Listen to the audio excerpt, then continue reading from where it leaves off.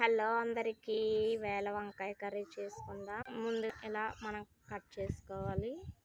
తర్వాత స్టవ్ వెలిగించుకొని ప్యాన్ వేసుకోవాలండి. పాన్ ఎక్కాలి, బాగా హీట్ ఎక్కిన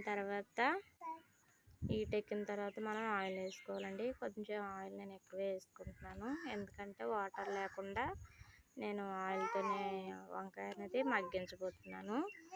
అందువల్ల ఆయిల్ ఎక్కువ వేసుకుంటున్నానండి. ఆయిల్ కొద్దిగా ఎక్కువ వేసుకోవాలండి. మనం ఇప్పుడు ముందుగా కోసి పెట్టుకున్న ఉల్లిపాయ పచ్చిమిరపకాయ ముక్కల్ని వేసుకొని వేపుకోవాలండి. ఎర్రగా అయ్యేదాకా వేపుకోవాలి.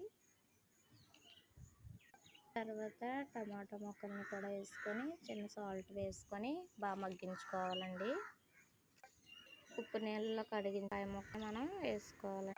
సరిపడా సాల్ట్ వేసి ఇలా దగ్గరికి మగ్గిపోయి నూనె అనేది కక్కేస్తుంది, రెడీ అయిపోతుంది.